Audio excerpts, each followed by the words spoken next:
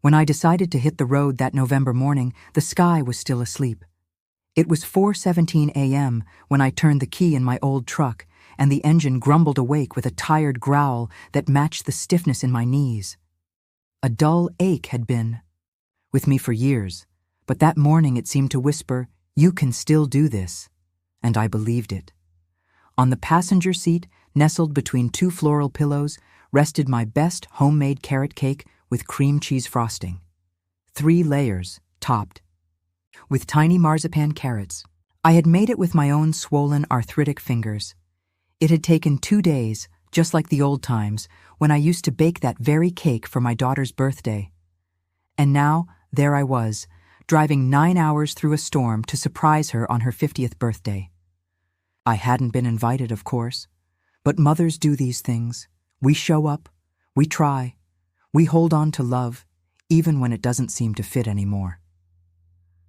Halfway there, the rain picked up, drumming hard against the windshield as if trying to keep me from going any further. Heavy, noisy drops, a sad symphony. The wipers struggled to keep up. But still, I kept going. Every mile I conquered was a reminder that I was still her mother. That I still mattered. Or maybe I just needed to believe I did. Back home in Asheville, I had swept the porch, cleaned the kettle on the stove, and locked the cabinet that held the last keepsakes of my late husband, Walter, the calmest, most faithful love I ever knew. When he passed, I promised myself I'd stay strong, for my daughter, for myself. But the emotional distance between Amanda and me kept growing like weeds in the yard. And I, foolishly, kept watering them. I arrived at her house a little after 5 in the evening. The rain had eased, but the cold cut through like a blade. Her neighborhood looked like something out of a magazine. Clean sidewalks, linen curtains. In the windows, imported cars in the driveways. I parked across the street. I wanted the moment to be beautiful, like in the movies. A mother showing up with a cake and a hug. Carefully holding the cake, I walked to the door. My feet were soaked. Water trickled down the sleeves of my brown coat, seeping into my skin. The doorknob turned easily. It was unlocked. I smiled. They're expecting someone, maybe friends. But I'm family too, I thought. The scent of rosemary and garlic greeted me as I stepped into the entryway. The smell of good food, the smell of home. But what I heard next froze my blood. God, I hope she crashes the car. At least then we wouldn't have to deal with those depressing phone calls anymore. It was my daughter's voice, clear. Without hesitation, a man's laugh followed, sharp, mocking. Or maybe she'll just get lost for good. A weekend without emotional blackmail sounds perfect. The cake shook in my hands. The world stood still. I could hear only the rain dripping from my coat, the pounding of my heart, and that cruel silence that comes right before everything you thought was love shatters. And that's when I knew. If this story has touched your heart, subscribe to our channel, because sometimes the truth that breaks you is also the one that sets you free. I stood there, frozen in the entryway of my daughter's house, as if my feet had taken root in the marble floor. The cake still in my hands, the tears caught in my throat. The sound of the rain outside had faded into silence. All I could hear now were the words echoing in my mind, cruel and relentless. I hope she crashes the car. A weekend without emotional blackmail would be nice. I should have turned around right then. Walked back to the truck. Reclaimed the dignity that should have never been taken from me. But something inside me refused to retreat so easily. Maybe it was love. Or maybe it was the pride of a woman who had spent her life giving, caring, showing up, only to be reduced to a burden, an inconvenience, an unwanted obligation. I took a deep breath. The scent of roasted meat and herbs still lingered in the air. They were preparing dinner, a birthday dinner. But I wasn't on the guest list. The cake felt heavier in my arms, not just physically. Its weight carried symbolism. 3 layers, sweetness shaped in marzipan, tiny memories frozen in frosting. A gift of love, crushed under careless words flung like daggers. I had the urge to scream, to confront them. But instead, I walked slowly toward the kitchen. The same kitchen where years ago I had taught Amanda how to bake oatmeal cookies on Sunday afternoons, where she once smeared flour on her face and laughed so hard she hiccuped. And now, there they were, Amanda and her husband, Oliver, laughing like mean-spirited teenagers, unaware of the damage their words had just caused. When they saw me, time stopped. Amanda's eyes widened. The knife in her hand slipped and clattered onto the counter. Oliver turned around slowly, the color draining from his face. They looked like actors caught in a scene that wasn't rehearsed. No script, no mask, no way out. "Mom?" she whispered, her voice cracking with the weight of shame just beginning to surface. I didn't say a word.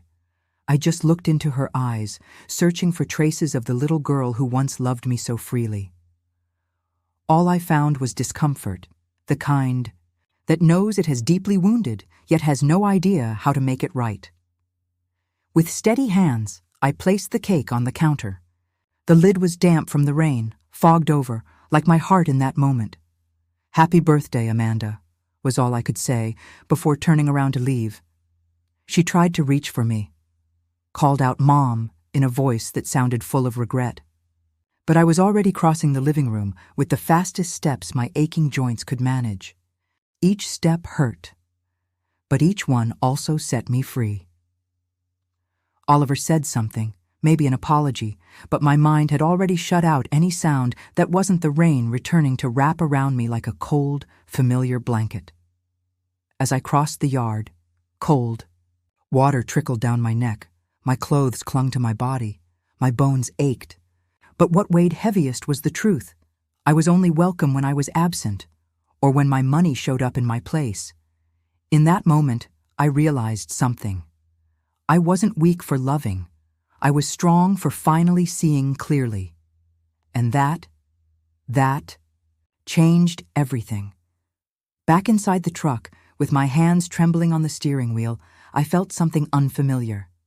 Clarity. A kind of clarity that doesn't come with youth, but with pain, the kind that teaches you how to protect yourself.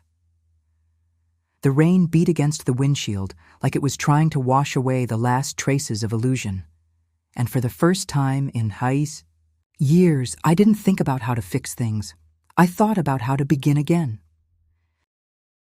The rain stayed with me on the road like an old friend, the kind that knows you so well. It doesn't need to say anything. It just stays close, quietly present, while your world collapses on the inside. I drove aimlessly for nearly 2 hours, as if each passing mile could somehow wash away a piece of the humiliation. The radio was off. The only soundtrack was the rhythmic swish of the windshield wipers, paired with the hiss of water beneath the tires. At some point, I lost track of where I was. I took a random exit and found myself in front of an old roadside motel, the kind of place you usually avoid, until you don't have a choice. The flickering reception sign blinked like a warning. But all I wanted was a dry place, a shelter to rearrange the broken pieces of my soul. I walked into the room with the plastic keycard in my hand, my soaked shoes squeaking across the worn-out floor. The room smelled of disinfectant and stale cigarette smoke. The heavy curtains shut out every trace of natural light. The floral bedspread looked like a tired attempt at feeling homey.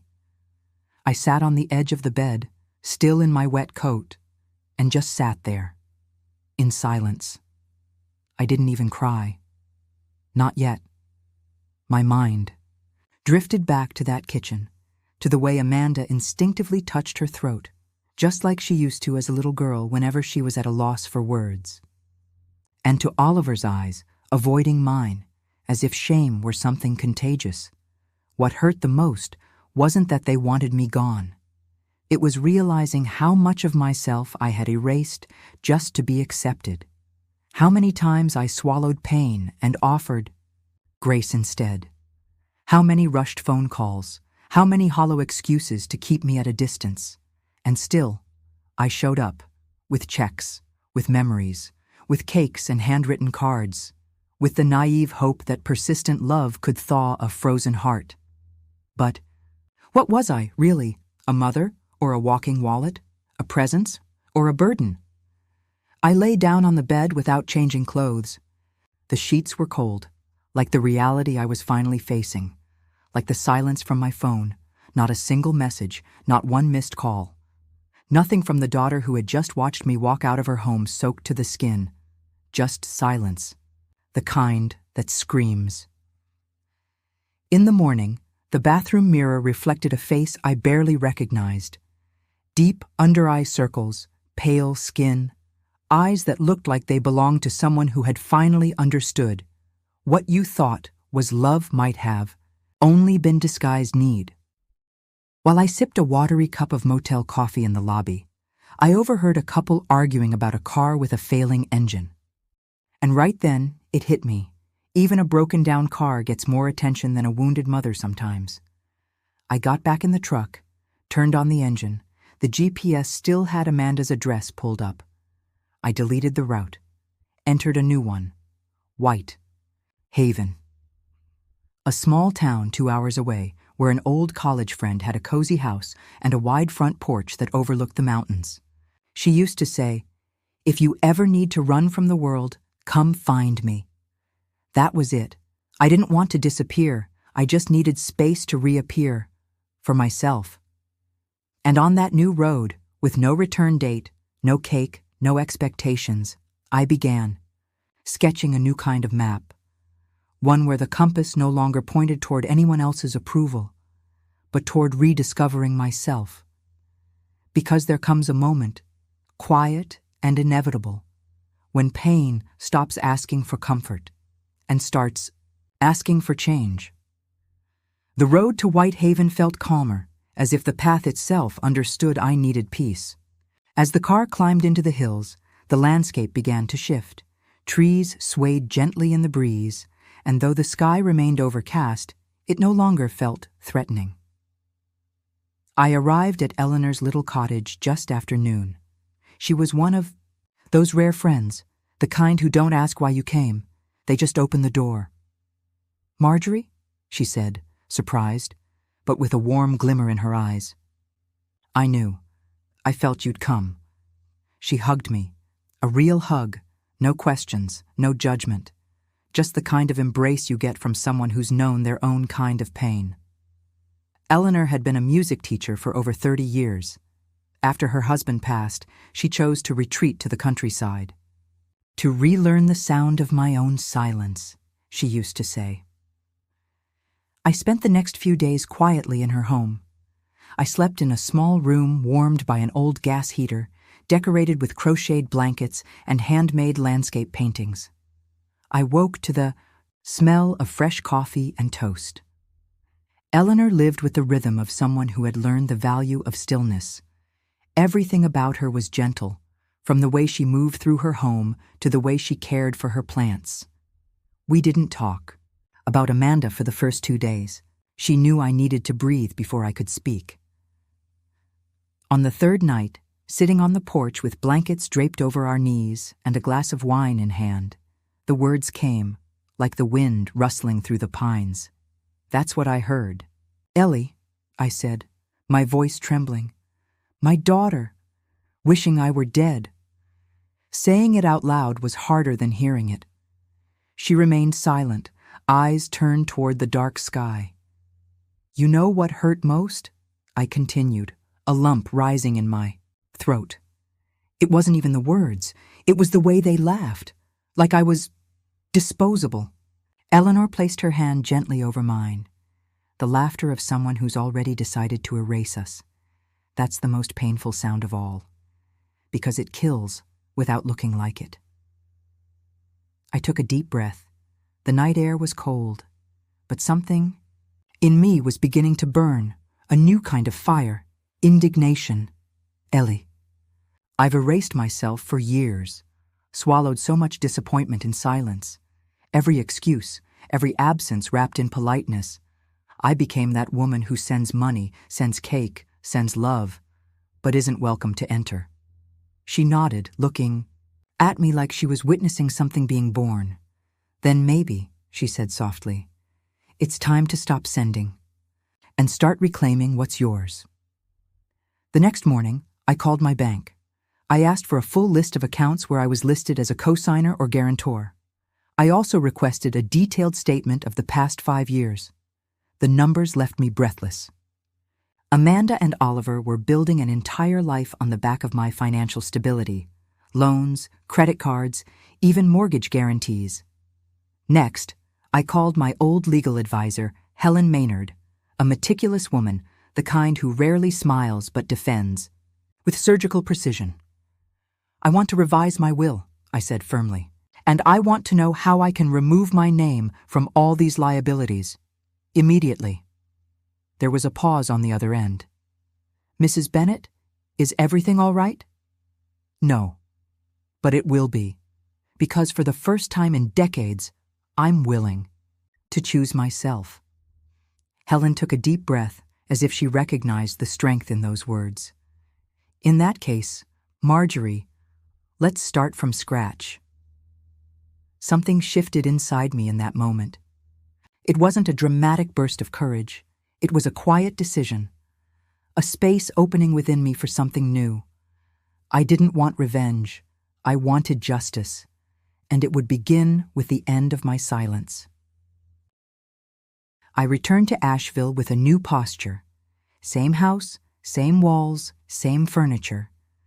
But I was no longer the same woman. I unlocked the front door and was greeted by my cat, Tobias, who glanced up at me with the usual indifference of a 12-year-old. Feline gentleman. But that night, even his silent company felt comforting, as if he knew I was finally home, not to the house, but to myself. The sun was setting beyond the kitchen windows as I sat at the table with a stack of papers, bank, statements, contracts, and fine print I'd never cared to read before. Now every line felt like a battlefield. Oliver's credit, Amanda's debts, the car loan, the second mortgage on their house in Charlotte, all of it tied to my name. I signed each document one by one. With every signature, it felt like I was removing bricks from an invisible prison. Called Helen the next morning. Everything's ready. Can we proceed with updating the will, unlinking the credit accounts, and notifying the institutions? Yes, but I want you to be aware they're going to feel this, financially, quickly. They've already made me feel, quietly, for years. Later that afternoon, Helen called me back. Marjorie, the guarantee clause you signed on the vacation home is more complicated than we thought. It's also tied to the credit line used for the pool renovation and part of Oliver's restaurant investment. I understand. Move forward with the revocation. That might jeopardize the entire purchase of the property. Perfect, I said calmly. They said they needed a weekend without me. Now they'll have as many as they want. I hung up. For the first time in years, I didn't feel guilty. I felt something closer to respect. For myself, for the woman I had been, and the one I was becoming. The calls started coming in over the next few days. First came the gentle messages. Mom, are you okay? We miss you. Can we talk? Then the pleading. Please call me. A lot is happening right now. And finally, desperation. The bank called. They said the guarantees were canceled. The beach house financing has been suspended. What's going on? I didn't respond, because there was nothing I could say that hadn't already been ignored 100 times before. Saturday night, I received a call from Oliver's mother, Martha, with whom I'd always shared a polite but distant relationship. Marjorie, dear, I heard about the contract cancellation. Oliver said you removed your name from the financing guarantee. Yes, I did. But they said you were helping with half the down payment, and they told me they couldn't afford plane tickets for Christmas. So you see, we're all learning things, aren't we? There was silence on the other end. A silence more honest than any excuse. I just thought you should know. They're telling people you've gone off the deep end, that you're punishing your daughter over something trivial. Martha, if anyone repeats that, tell them. It's true. Tell them I went crazy from swallowing my silence for so long. But now, I'm sane. For the first time in a very long time.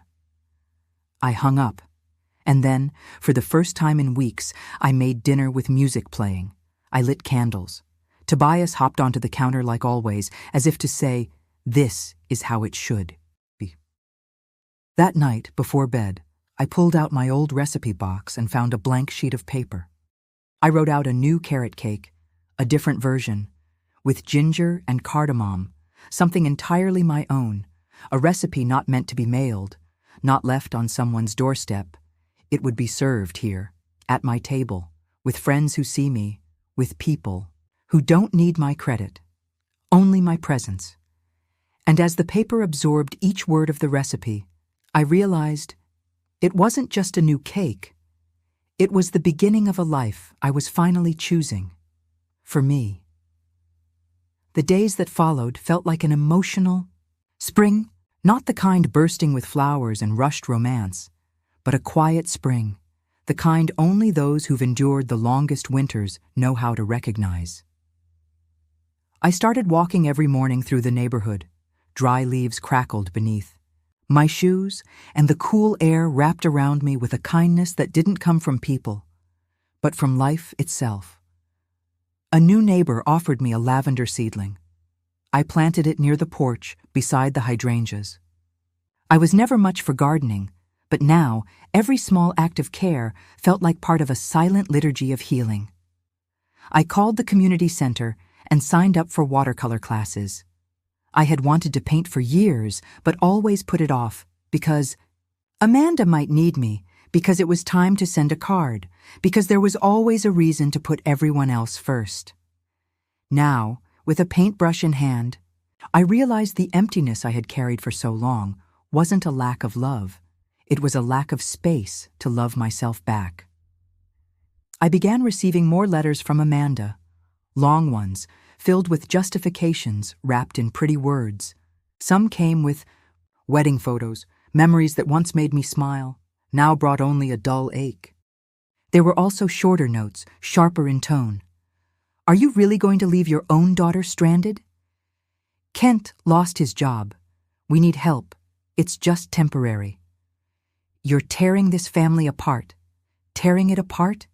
No, I was simply stepping away from being the foundation of a house I was never allowed to live in.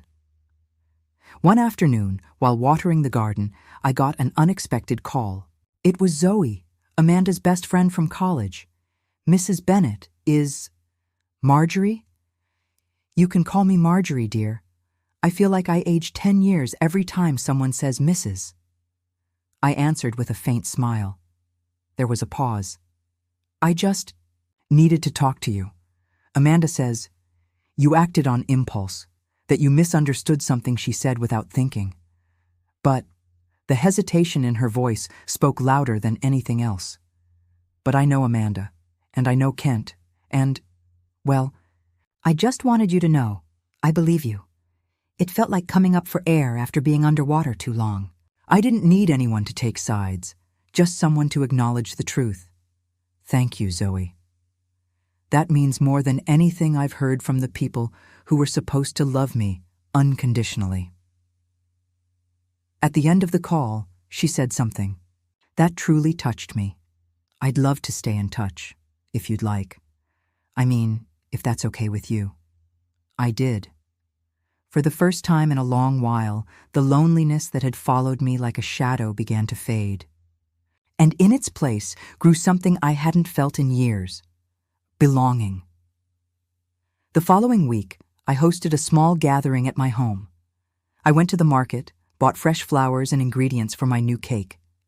I invited women from my painting class, 2 retirees from the library where I once worked, even the neighbor who always offered me apples in the fall.